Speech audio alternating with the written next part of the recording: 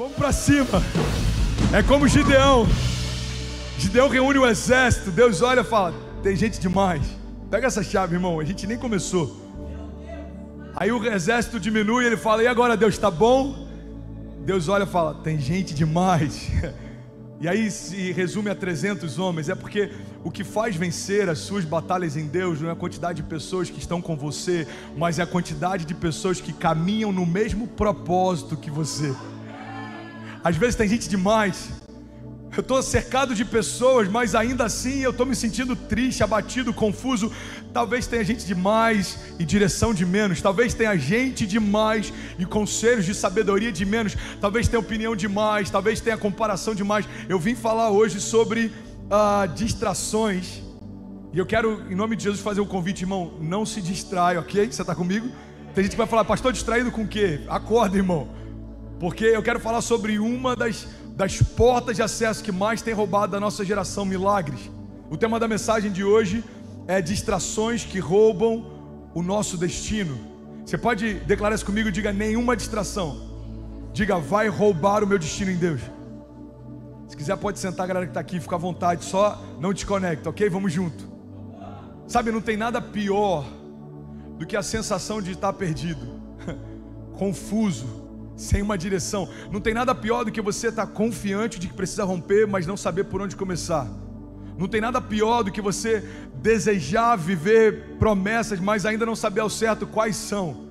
Não tem nada pior, irmão, do que você sair de um culto avivalístico, ou talvez sair de algum momento que você recebeu ousadia da parte de Deus. Você quer se mover, mas você não sabe você não sabe ao certo para onde ir.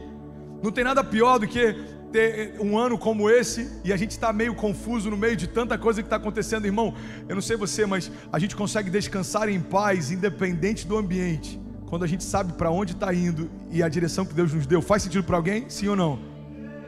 Às vezes a gente vê pessoas que estão vivendo um momento caótico, mas elas estão em paz. Por quê? Porque receberam uma palavra. Uma palavra é tudo que você precisa para que o caos seja colocado em ordem.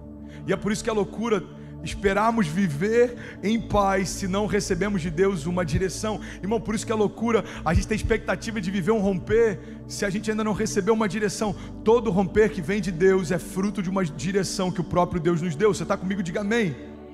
Sabe, só que assim como é ruim andar sem direção, andar perdido, eu aprendi que tem algo pior do que estar perdido. É estar perdido sem saber que está.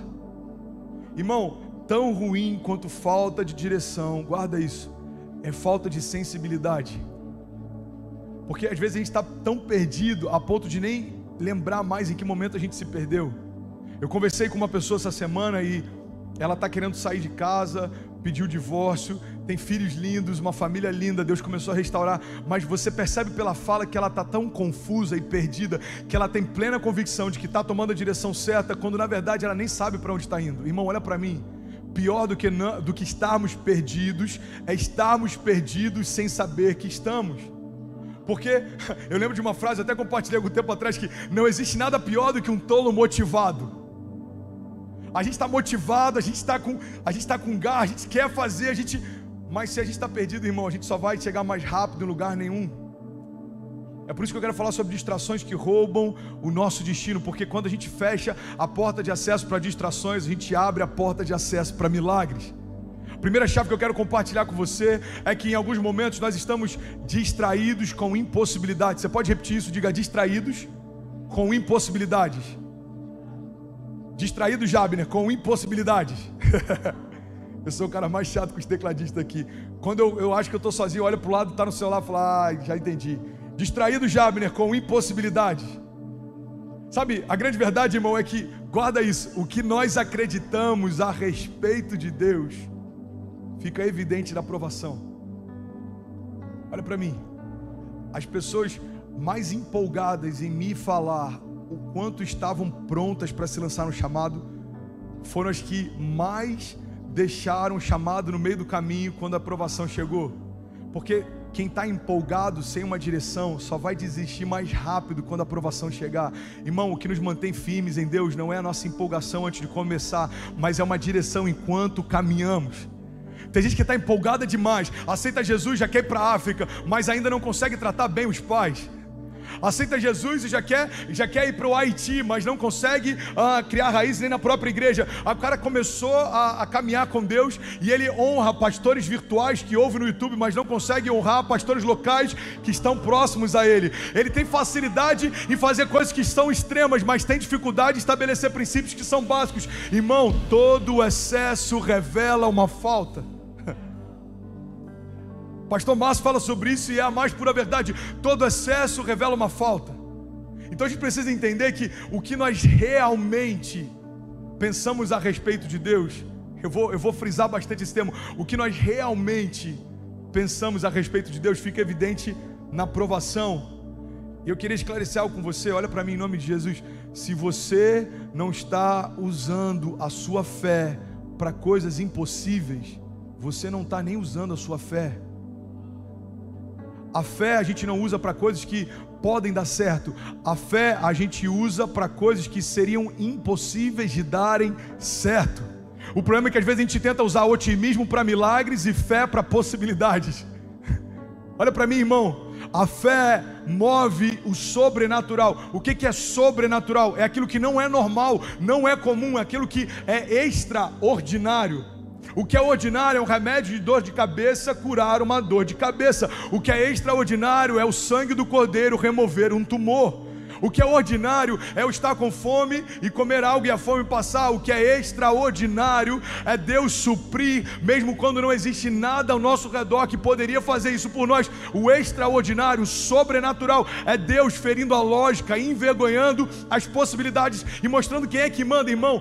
Deus é dono de todas as coisas e Ele pode todas elas. Se você está em Cristo, se tornou filho dele, então você pode também.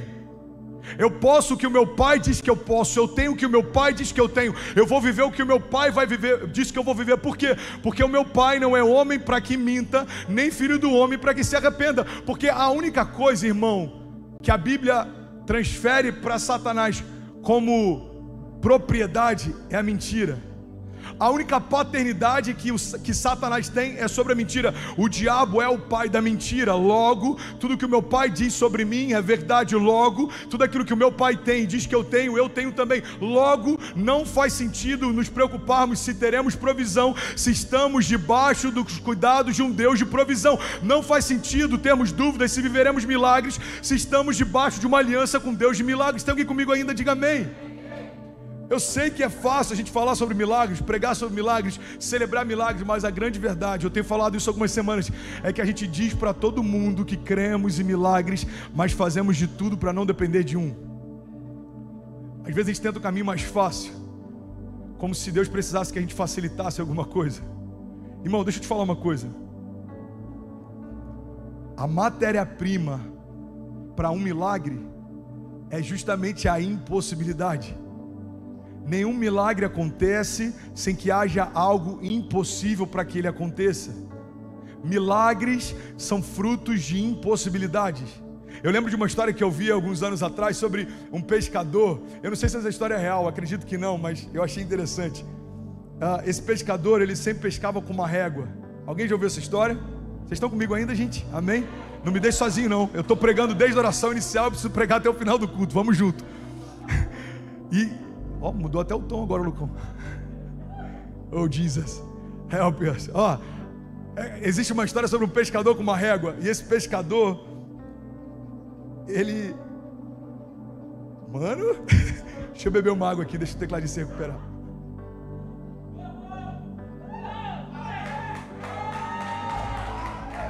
Vamos junto. Ô mano, tá tudo bem aí com você? Te amo, tá? Vamos junto. Deus abençoe. O pessoal que está conectado, ora por mim, mas ora pelo tecladista também. Vai dar tudo certo. Olha para mim, gente.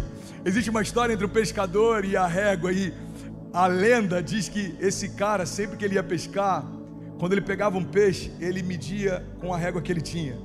Então ele via se estava no tamanho da régua. E quando o peixe era grande demais, ele devolvia. E quando estava naquele tamanho um pouco menor, ele guardava. E anos se passaram e ele sempre fazia aquilo, e todo mundo começou a acreditar que aquilo tinha a ver com leis do meio ambiente. Ele estava preocupado em preservar aquela espécie. Até que um dia, alguém um pouco mais curioso perguntou para ele: cara, por que você sempre mede com uma régua o tamanho do peixe que você pesca? E a resposta inusitada dele foi: porque eu quero saber se cabe na minha panela. E aí compraram uma panela maior para ele e resolveram todo o problema. Olha para mim, irmão. Pastor, o que isso tem a ver com a minha história? Tem a ver que tem gente diminuindo o potencial daquilo que pode alcançar por conta da estrutura que tem para receber. Tem gente diminuindo o potencial daquilo que pode alcançar por conta da estrutura que tem para receber. Mas eu vim para te lembrar que aquilo que Deus vai fazer não tem a ver com você, tem a ver com Ele. Para de tentar entender como vai ser e começa a confiar naquilo que Ele prometeu que faria. André, como que é plantar uma igreja em Miami? Eu não sei, eu estou aprendendo. Mas por que você tem uma firme convicção de que vai dar certo? Porque a obra é dele, a igreja é dele, o chamado é dele. God will, God will. Aquele que me chamou é quem sustenta o chamado. André, como é que você crê que o segundo filho está vindo no meio da maior pandemia e que vai dar tudo certo? Porque ele é um filho de Deus antes de ser um filho meu. A gente teve a oportunidade de gerar no ventre e criar, mas ele é de Deus, é Deus quem o gerou e é Deus quem o sustenta, irmão. Tudo que foi criado por Deus é sustentado por Deus. É por isso que a gente precisa sim estar preocupado com aquilo que nós mesmos gerarmos, porque aquilo que você gera, você mantém. Aquilo que Deus gera, quem mantém é Ele. Se a tua família foi Deus quem gerou, é Ele quem sustenta. Os teus negócios foi Deus quem te deu, é Ele quem sustenta. O teu chamado foi Deus quem chamou, é Ele quem sustenta. Irmão, olha para mim, não tem nada mais seguro do que correr riscos com Deus, porque o Deus que nos chama é o Deus que nos garante no chamado. Você está comigo ainda? Diga amém. A boa notícia que eu tenho para você é que quando o natural se torna impossível, está aberta uma temporada de milagres. Sabe, Deus te chamou para romper a partir de impossibilidades. Olha para mim, irmão. Existe uma chave aqui. Deus te chamou para romper a partir de impossibilidades.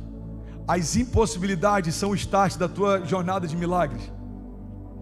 Gente, eu estou pregando sobre distração e é interessante. É a quarta vez que eu prego isso nos últimos 3 anos. Não essa mensagem porque eu fiz ontem, mas sobre essa chave. E todas as vezes que eu vou pregar sobre distração, é impressionante o nível de distração. Sabe o que é interessante? Todo levante do inferno é proporcional ao mover que Deus quer gerar. Se você quer falar sobre liberdade, você vai perceber. Tem gente que não consegue ouvir. Por quê? Porque você está tocando num ponto sensível. Você vai falar sobre provisão, no momento da oferta, parece um cemitério. Por quê? Porque a gente está trazendo princípios que geram provisão. Irmão, olha para mim, se Deus está falando algo, cuidado para não deixar que o inferno o impeça de ouvir aquilo que Deus deseja falar. Eu estou falando sobre distração nessa manhã. Alguém quer ouvir o que Deus quer falar? Diga amém. Então olha para mim, Deus sempre vai gerar impossibilidades, milagres a partir de impossibilidade. Por que, André? Porque se fosse natural, você fazia, mas aquilo que é impossível, deixa Ele fazer. Como a gente já disse outras vezes, é só você parar para lembrar dos heróis da fé. O que é mais fácil? Abrir o mar vermelho ou tocar na água com cajado? O que é mais fácil, irmão? Fazer com que pão desça do céu ou clamar para que Deus envie provisão? O que é mais fácil? Derrubar um gigante ou catar algumas poucas pedras? O que é mais fácil? Pescar um peixe ou fazer com que dentro dele venha a moeda de ouro que você precisa para pagar os impostos? O que é mais fácil? Ver no meio da multidão qual é o menino que carrega 5 pães ou 2 peixinhos, ou multiplicar para que milhares de homens comam? Deus está dizendo: ei filho, faz o fácil, deixa que o impossível eu faço. Então não se distrai com impossibilidades, elas são a matéria-prima do seu milagre. As impossibilidades são um anúncio, um presságio de que existe uma temporada de milagres acontecendo. Irmão, eu não sei você, mas 2020 para mim está sendo um ano talvez da maior quantidade de impossibilidades. E por isso eu decidi que 2020 em Deus vai ser o ano do maior romper da minha história. É impossível pagar o parto, Deus proveu o parto. É impossível a igreja se manter, Deus está mantendo a igreja. É impossível ficarmos de pé só com uma igreja online, Deus está nos levantando como uma voz através da igreja online. É impossível recebermos pessoas porque as portas estão fechadas. Existem mais de 6.000 famílias conectadas. É impossível pagarmos as contas porque está todo mundo em crise. As contas estão sendo pagas pela misericórdia de Deus. É impossível. Então tá tudo certo, irmão. Porque o Deus do impossível se move em meio a impossibilidades. Não esquece disso, irmão. O impossível é matéria-prima para o milagre. Então, diga para Deus o nome do seu impossível e deixa Deus soprar para você o nome do seu milagre. A igreja precisa viver debaixo de uma expectativa de milagres. Uma igreja que não crê mais no sobrenatural perdeu o sentido de ser. Atos 2 não aconteceu para entretenimento da igreja. O revestimento de poder veio para conseguirmos cumprir a grande comissão. Olha, vocês tocarão enfermos, eles serão curados. Vocês pregarão aos cativos, eles serão libertos. Irmão, a comissão que Deus nos deu só seria possível se recebêssemos o poder e revestimento que Deus nos deu. Deus nos deu autoridade para ligarmos e desligarmos. Deus nos deu autoridade para declararmos palavras e elas se cumprirão. Deus nos deu autoridade para rompermos em fé, andarmos sobre as águas. Então a gente precisa entender que o problema não é a tua impossibilidade, o problema é a tua falta de expectativa por milagres. Eu vim aqui te lembrar, irmão, Deus não está morto, Ele continua no controle, Jesus ainda é a resposta, e você precisa crer que aquilo que parece impossível aos seus olhos, não é nada aos olhos de Deus. Ele fez todas as coisas quando nenhuma delas existia. Você está comigo? Diga amém. Porque todo milagre, presta atenção nisso, irmão, tudo que é gerado no reino é gerado a partir de uma declaração. A terra era sem forma e vazia, então havia trevas e o Espírito de Deus pairava sobre a face das águas.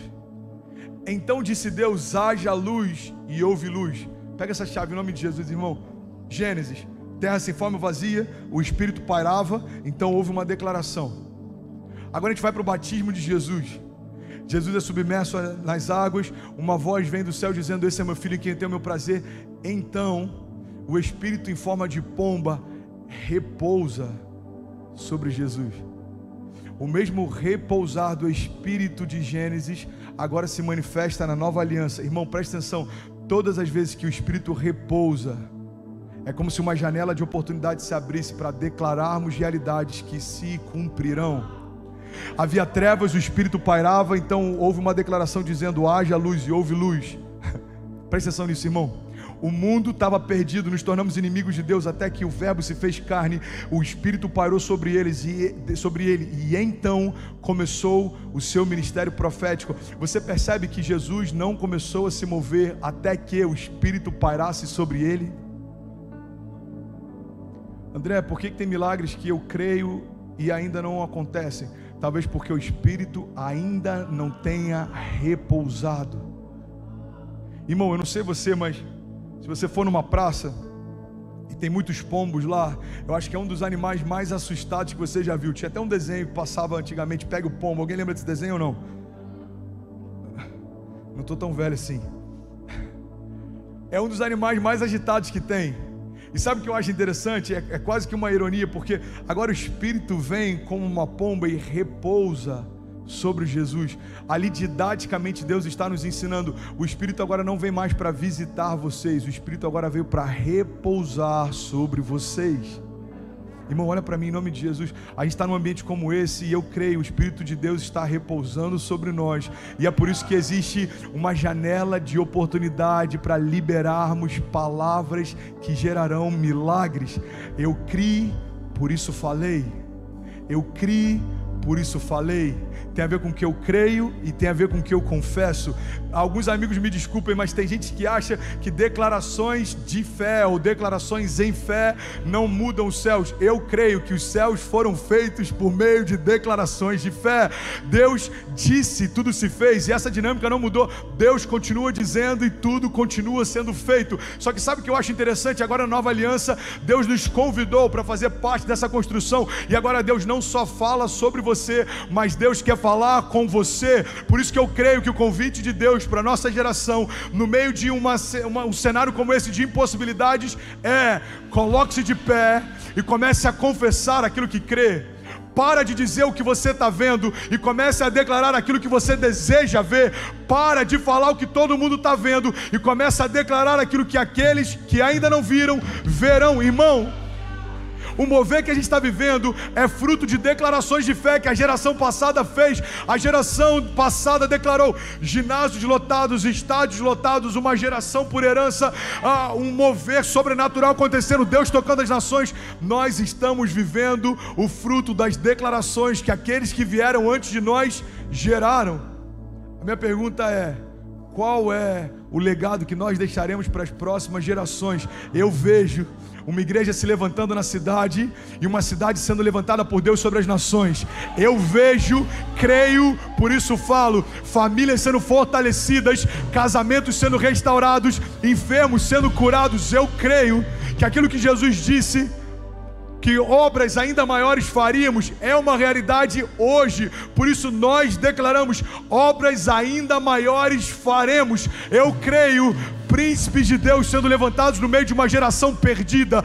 Eu creio que enquanto alguns aprovam o aborto ao 9º mês, nós apresentaremos os nossos filhos no altar do Senhor. Eu creio que enquanto o divórcio cresce a 30%, 40%, nós renovaremos as alianças de casamento que fizemos debaixo de juras de vida eterna. Eu creio, irmão, que enquanto alguns estão perdidos buscando na droga um sentido, nós estamos encontrados em Deus e nosso vazio foi preenchido. Eu creio que enquanto o mundo está preocupado com como vai ficar o cenário econômico, nada vai nos faltar, porque a gente não é normal, irmão. E a gente precisa viver debaixo dessa dinâmica. Ou você crê num Deus de milagres e vive milagres, ou você não precisa nem perder tempo, porque Deus se revela a partir de milagres. Deus se revela a partir de milagres. Quando que a criação ficou sabendo quem Deus era? Depois que Deus havia criado tudo. Você percebe que Deus primeiro cria o impossível para depois se revelar para você. Irmão, tem possibilidade diante de você, então celebra, porque eu creio que tem novos níveis de revelação de Deus vindo sobre você.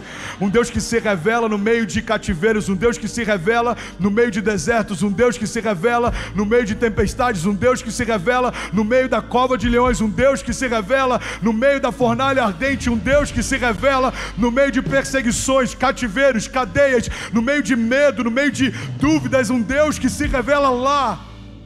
É um Deus que nem sempre nos poupa do processo, mas sempre nos guarda no processo. Irmão, Deus permitiu a cova dos leões, mas Deus protegeu na cova dos leões. Deus permitiu a fornalha ardente, mas Deus protegeu aqueles homens no meio da fornalha ardente. Deus permitiu a tempestade, mas Deus protegeu os discípulos no meio da tempestade. Então não confunda a permissão de Deus com falta de proteção de Deus. O fato de Deus permitir que coisas aconteçam não significa que Ele não te proteja em meio a elas. André, eu estou em dúvida na minha fé. Por quê? Porque parece que Deus não está me livrando. Ei, irmão, o final das coisas é melhor do que o início delas. Pode parecer que Deus não está livrando você no meio da crise, mas você vai ter plena convicção de que Deus livrou você quando a crise passar. É como Jesus, ele dá aquele exemplo dizendo que 2 homens construíram suas casas, um edificou sobre a rocha, outro edificou sobre a terra. Mas o que é interessante é que a chave dessa parábola não está sobre aonde as casas foram construídas, mas aonde o alicerce delas foi edificado. Jesus não está falando de uma construção superficial, Jesus está falando de uma construção que é feita onde ninguém vê. Jesus não está dizendo, olha, não tem a ver com as paredes sobre a rocha, tem a ver com os alicerces na rocha. Olha para mim, irmão, em nome de Jesus.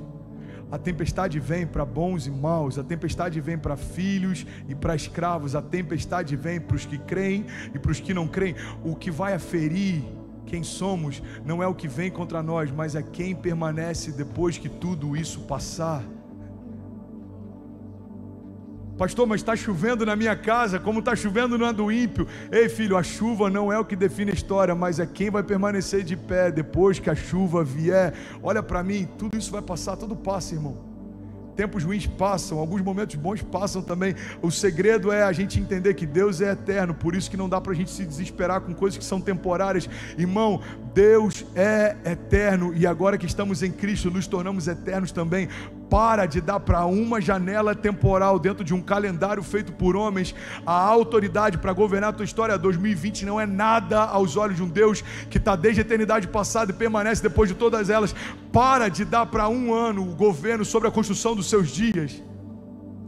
Nós precisamos parar de nos distrair com impossibilidades. Sabe outra coisa que rouba de muita gente o romper? É a distração com opiniões. Você pode dizer isso comigo? Diga: distraídos com opiniões.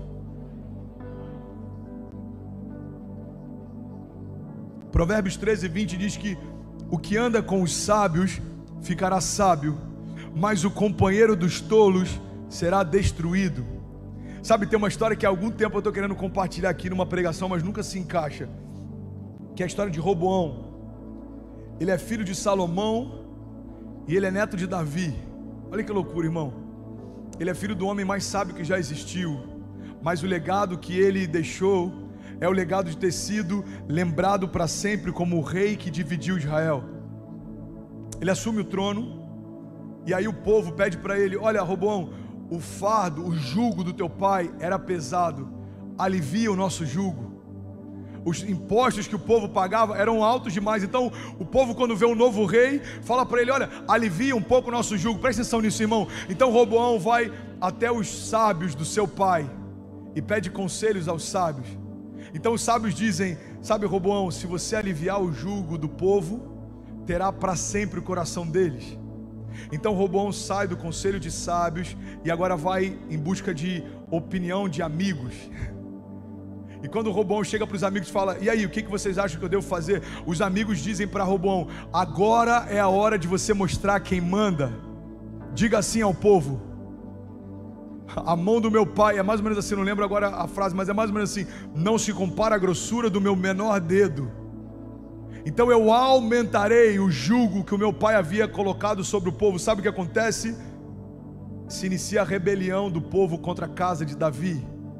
André, onde é que você quer chegar? Eu quero chegar num ponto simples, irmão. Tem muita gente distraída porque está confundindo opinião com conselho. Opinião qualquer um dá, conselho só dá quem tem autoridade para isso. Tem gente que não tem filhos querendo dizer como você criar os seus. Tem gente que nunca plantou uma igreja querendo dizer como você vai plantar uma. Tem gente que nunca viveu milagres querendo dizer como você vai viver milagres. Irmão, olha para mim, eu já falei sobre isso algum tempo atrás, mas eu quero te lembrar. Tem uma frase do Leonardo Ravenhill, do livro Porque Tá, do Plano Avivamento. Ele diz o seguinte: se a igreja tivesse tantos intercessores como tem conselheiros, o pleno avivamento já teria acontecido. Irmão, opinião todo mundo tem para dar sobre o que você deve fazer, como você deve se mover, mas existe um Deus que é maravilhoso conselheiro. Isaías 9:6 diz que ele será chamado maravilhoso conselheiro, Deus forte, Pai da eternidade, príncipe da paz. Então entende, toda a dúvida que você tem, Deus já tem a resposta para ela.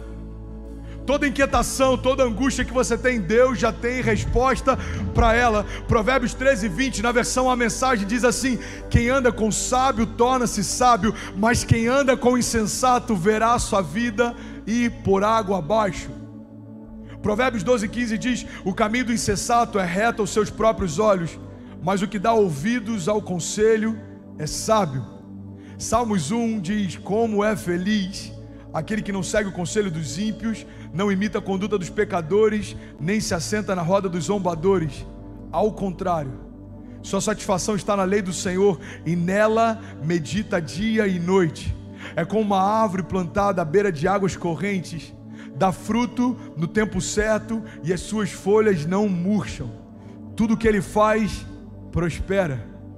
Não é o caso dos ímpios. Eles são como palha que o vento leva, porque os ímpios não resistirão no julgamento, nem os pecadores na comunidade dos justos, pois o Senhor aprova o caminho dos justos, mas o caminho dos ímpios leva à destruição. Sabe, irmão, a gente precisa entender que Deus tem pensamentos a nosso respeito que são maiores do que os nossos. Olha para mim, eu estou quase finalizando, eu juro. E eu preciso de pelo menos 5 incendiários comigo aqui, porque os 15 já foram, já estou sozinho faz tempo. Presta atenção nisso, irmão. Vamos junto, Marcinha, preciso de você. Leandrinho também, sai do seu celular aí, meu filho, vamos queimar, me ajuda.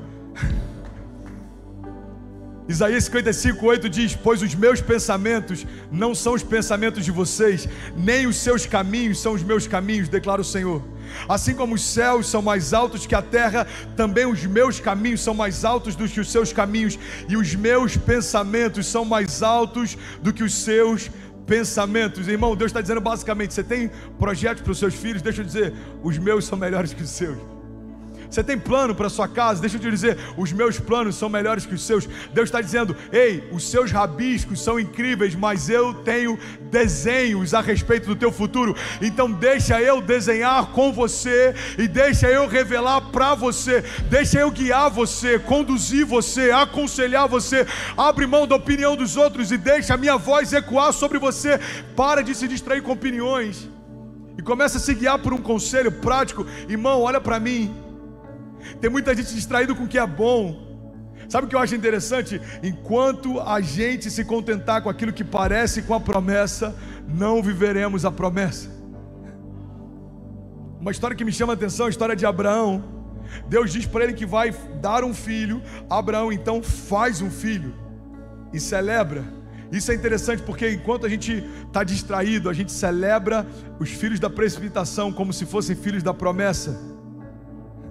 Agora chegou o momento em que ele teve que liberar o menino para ir embora. Tem um momento que Deus fala para ele: olha, agora você precisa liberar o menino. Se você quiser viver o que eu tenho preparado para você, pega essa chave, irmão.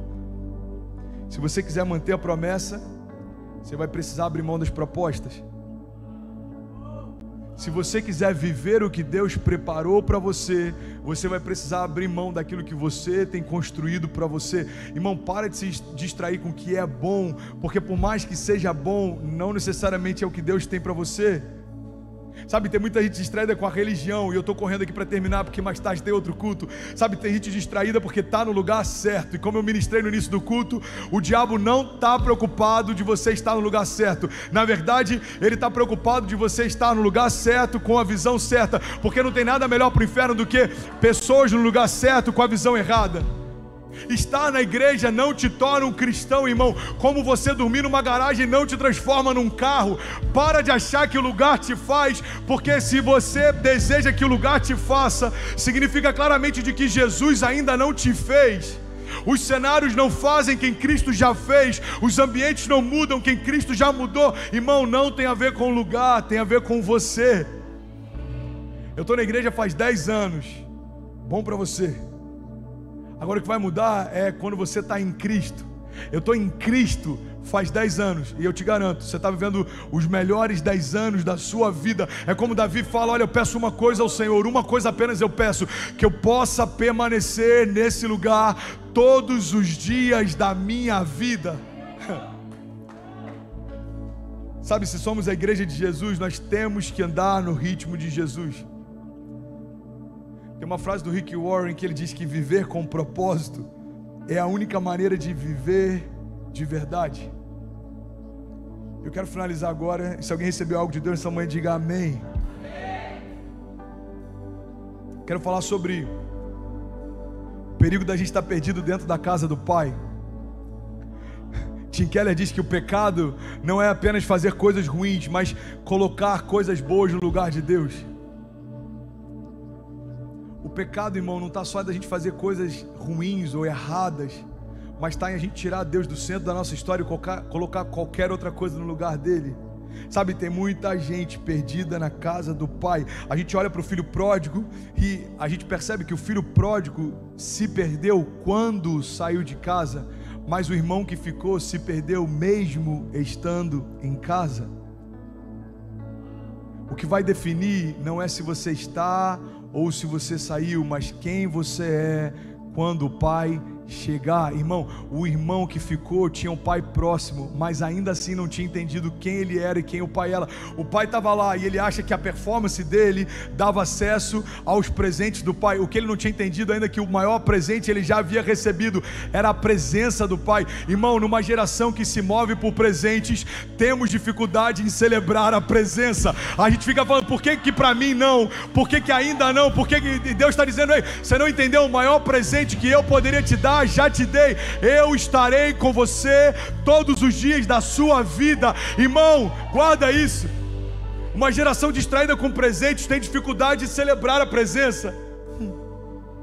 E esse é o perigo da gente achar que está queimando, quando na verdade tudo que a gente está sentindo é o calor de quem está perto. Estamos na casa do Pai, estamos no lugar certo. Ei, presta atenção, irmão. Estar na igreja não te torna um cristão. Estar em Cristo, sim. Quantas pessoas já se acomodaram porque eu estou na igreja, eu pago o dízimo, eu sirvo. Jesus chega ao ponto de dizer: olha, naquele dia haverá alguns que, vou dizer, apartai-vos de mim porque eu não vos conheço. Irmão, olha para mim, tem muita gente perdida na casa do Pai. E eu falo isso com muito temor, porque a gente faz parte talvez da geração mais evangelística que já falou em nome da igreja. A gente lança as redes, muita gente vem, tem muita coisa acontecendo, tem muitos simpatizantes da fé, tem muitas pessoas abrindo o seu coração para a igreja. Mas olha para mim, o que eu estou percebendo é que tem pessoas que abriram o seu coração para a igreja, mas não estão rompendo porque ainda não abriram o seu coração para Jesus. Não tem a ver com uma experiência, tem a ver com a cruz. Irmão, a única coisa que muda a história de alguém é passar pela cruz. Eu digo mais, morrer nela. Eu estava ministrando sobre isso mais cedo, mas eu acho que eu não consegui concluir o raciocínio. Eu lembrei disso agora. A gente muitas vezes acha, pela nossa visão deformada de paternidade, que Deus, como um bom pai, vai nos livrar do processo da cruz, ou vai nos livrar do processo da dor, quando na verdade é justamente esse processo que nos torna filhos. Olha para mim. Deus não olha para Jesus sangrando, sentindo dor, com as suas costas abertas por conta da quantidade de chicote que recebeu. Deus não olha para Jesus gemendo, agoniando, e Ele remove Jesus antes de morrer na cruz. Deus permite que Jesus morra nela para que depois ressuscite. O problema é que a gente está pedindo para Deus nos poupar na cruz, quando na verdade Deus vai nos ressuscitar depois da cruz. Aí está pedindo: Deus, me livra do processo, Deus, me tira porque está doendo, Pai, me move do processo. Deus está dizendo: ei, se eu poupar você da cruz, eu vou poupar você de mim. Porque a única coisa que dá acesso à criação, novamente à sala de Deus, ao colo do Pai, é o fato daquilo que nos tornamos morrer para que possa nascer quem Deus sempre quis que a gente fosse. Eu estava conversando, como eu disse ainda há pouco, com uma pessoa essa semana que ele tem filhos lindos, tem um casamento, e ele falou: eu quero sair de casa, para mim já deu, eu estou cansado, está sendo muito desgastante o relacionamento. E eu falei: cara, eu creio que Deus tem promessas para você, eu creio que Deus tem promessas para a tua família, e eu creio que vocês estão vivendo um processo. E aí o que ele falou me chamou a atenção. Ele disse: sabe, pastor, eu tenho filhas, e eu como um pai, presta atenção nisso, irmão, eu como um pai não imagino tendo prazer em ver as minhas filhas sofrendo num relacionamento. Eu falei: pois é, irmão, faz até sentido o que você está falando, mas sabe qual é o problema? A nossa visão de paternidade muitas vezes está distorcida, porque a gente, como um pai nessa geração, acredita que paternidade é poupar o filho do processo. O problema é que o processo forja o caráter sustenta a unção libera a promessa. Logo, se você poupa o seu filho do processo, você rouba o seu filho da promessa. Ei, irmão, está faltando homens de fé, porque tem faltado processo em meio a homens da nossa geração. A gente está pedindo para Deus livrar a gente da batalha, do processo, do gigante, da tempestade. Mas deixa eu te falar, os heróis da fé que compõem Hebreus 11 só estão lá por causa dos gigantes, da tempestade, do deserto, do dilúvio. Então para de pedir para Deus te poupar daquilo que vai promover você. Ei, para de pedir para Deus te poupar do processo que vai preparar você, porque se não existe processo, não existe caráter. Se não existe caráter, não tem como derramar unção. Se não tem unção, irmão, não dá para viver promessa. A gente está dizendo: ei, Deus, você é um bom pai, me dá coisas boas. E Deus está dizendo: é porque eu sou um bom pai que eu vou te poupar daquilo que me roubaria de você. Você ainda não está pronto, mas a religião distrai a gente. Eu pago meu dízimo em dia, é quase como um boleto de internet. Ô irmão, pelo amor de Deus, em que momento a gente se perdeu a ponto de achar que 10% daquilo que recebemos, mesmo sem merecer 100% do que temos, é algo demais? Quem nós achamos que somos para chamar a atenção de Deus? Porque nesse mês eu dei 12%. A grande verdade é que a gente é mesquinho para dar, mas quer que Deus seja generoso para liberar. Eu lembro de um momento na minha vida em que, se eu ganhava 5 mil reais, eu dizimava 500. Se eu ganhasse 5.100 reais, eu dizimava 510. E um dia Deus falou comigo: ei filho, você conta centavos na hora de dar, mas na hora de receber, pede para que eu dê bênção sem medidas. E aquilo me constrangeu, irmão. Sabe por quê? Porque a gente quer viver milagres, mas a gente quer ser poupado no processo. Você quer viver romper de provisão? Então deixa o processo de Deus forjar em você um coração generoso. Você quer se tornar um homem de fé? Então se prepara, porque o processo vai testar você o tempo inteiro. Você quer se mover em ousadia? Então se prepare, irmão, porque vão ter ondas que vão fazer a sua perna tremer, mas você vai precisar permanecer e confiar de que apesar das ondas, Deus vai fazer você passar por elas. A gente já ouviu isso inúmeras vezes: cuidado com o que você pede, mas é uma grande verdade.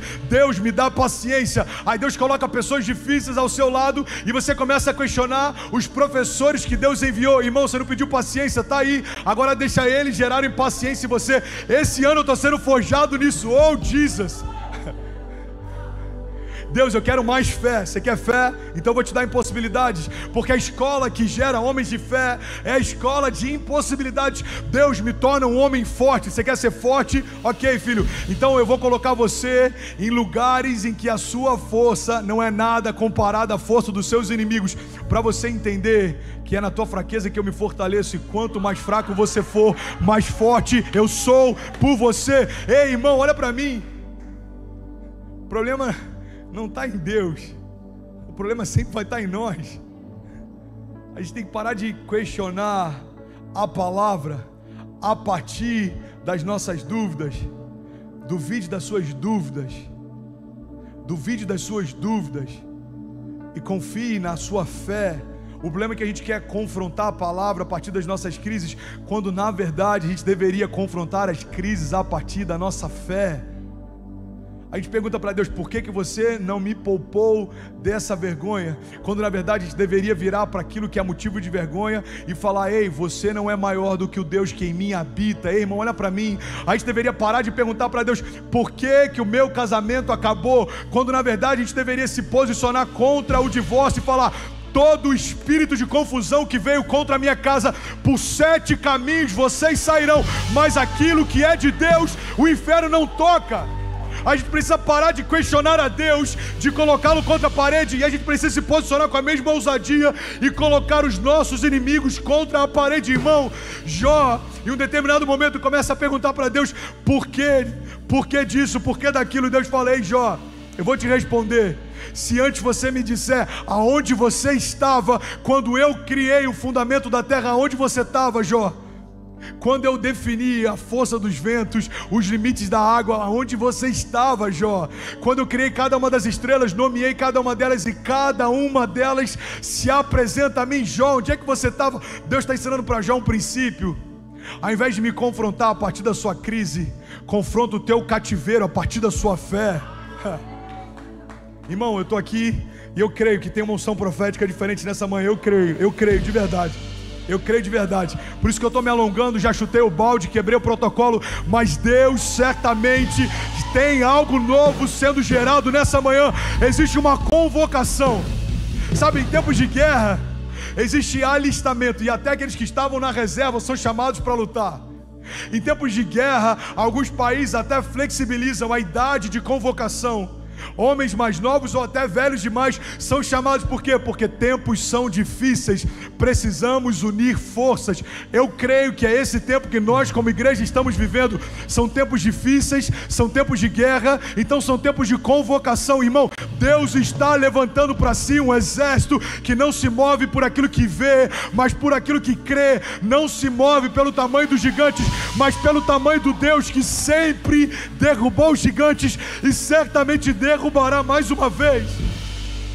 Como diz Max Lucado, pare, irmão, de olhar para o tamanho dos seus gigantes e tropeçar. Comece a olhar para o seu Deus, e os seus gigantes é que tropeçarão. Tem uma frase do Bill Johnson que eu achei incrível. Ele diz: se você encara Deus como seu servo, Ele o frustrará continuamente. O problema não está em Deus, o problema está em como eu enxergo Deus. Porque se em algum momento me apresentaram Deus como um servo que me cerca de mordomia, o problema não está em Deus, mas está na forma como eu o enxergo. Olha para mim, irmão, em nome de Jesus. Na verdade, se existe alguém que precisa viver debaixo de mordomia, somos nós. Nós somos bons mordomos. E sabe qual é o princípio da mordomia? Eu aprendi isso com o Leandro Barreto e eu acho demais.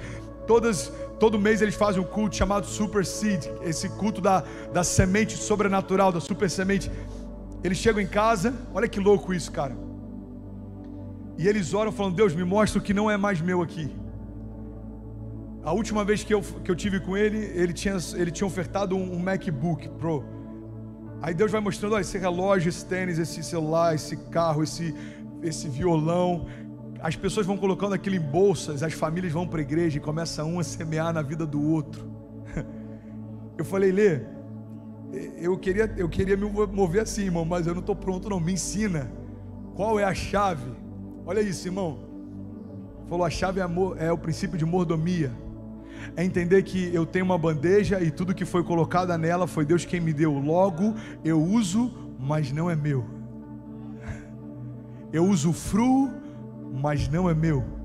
E como bom mordomo, eu aprendi que quanto mais eu compartilho o que Deus me deu, maior se torna a minha bandeja e mais Deus me dá. Irmão, olha para mim em nome de Jesus. A gente precisa ressignificar algumas coisas. Deus não tem obrigação de fazer nada, Ele faz porque nos ama. Deus não tinha obrigação de descer dos céus, Jesus não tinha obrigação de abrir mão da sua glória, de se tornar homem simples, de dores, provado, para se entregar por nós. Ele desejou fazer. Ei, olha para mim, Deus não tinha obrigação de redimir a criação. Ele poderia ter deletado ela e ter feito de novo, e se desse errado, mais uma vez, e se não gostasse, deletaria e faria uma vez mais. É assim que a gente faz com muitas coisas. Não concordei com o ministério, saio dele. Não estou feliz no relacionamento, aborto ele. Não quero ter filhos agora, aborto também. Não quero passar pelo processo, então vou desistir da promessa. Irmão, Deus não é como nós somos. Deus não desistiu de você, pelo contrário, se entregou por você. E Deus está dizendo: ei, filho, eu não sou o pai como os pais que vocês veem. Eu não sou um pai que vai te mimar e te poupar do processo. Eu sou um pai que vai encarar com você o processo. Sabe, não sei se você já viu aquele vídeo em que o cara está cortando o cabelo da esposa que está com câncer, e ele está lá passando a máquina zero. Eu vi essa semana passada, eu achei incrível. E depois que ela está com toda a cabeça dela raspada, ele surpreende ela, pega a máquina e começa a passar também.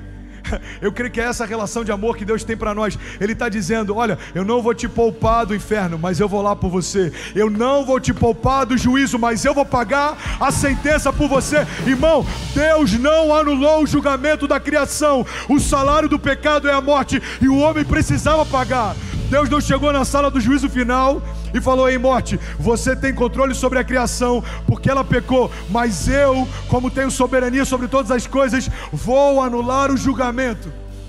Isso ia ferir o caráter de Deus. Olha para mim, irmão, Deus não cancelou o julgamento, Deus pagou a sentença. Ele entra na sala do tribunal e fala: ei, o homem pecou, qual é o salário por ele? A morte. Ok, concordo com o julgamento. Qual é a pena? Morte eterna. Ok, tá tudo certo, só tem uma coisa: eu vou pagar a pena por ele. Invade o inferno, por 3 dias permanece lá. Irmão, o verbo da vida se fez carne, foi morto, sepultado, invadiu o inferno, mas ao 3º dia ele ressuscitou. Ei, a palavra diz: onde está a morte, a sua vitória? Onde está a morte, o seu aguilhão? A morte foi tragada pela vitória. Jesus ressuscitou. E Jesus está ensinando algo didático para a gente. Não importa a profundidade do cativeiro que você possa enfrentar, ele nunca vai ser tão fundo a ponto de eu não invadir por você. Não importa o tamanho dos gigantes que tentam te parar, eles nunca serão tão fortes a ponto de eu não vencê-los por você. Irmão, Jesus está dizendo, não importa o tamanho da tempestade que tenta te afogar, elas nunca serão tão profundas a ponto de eu não pegar novamente você. Eu quero finalizar esse culto, de verdade. Mas eu sou grato a Deus por tudo que Ele tem feito nesses últimos dias. Eu creio numa igreja que se move no profético. Eu creio num Deus de estações, sabe? Eu tenho uma preocupação tão grande, um zelo tão grande de ter uma linguagem sempre evangelística, para que aqueles que são como eu era há 14 anos atrás, talvez tenham resistências em relação à igreja, nem gostem de pastor ou de uma igreja evangélica, para que eles se sintam à vontade para ouvir. Mas eu creio que nós entramos numa estação que, além de uma graça evangelística, Deus está nos chamando para um mover profético. Irmão, eu creio no tempo de alistamento de soldados, mas eu também creio no tempo de alistamento de generais, soldados tendo a sua patente aumentada.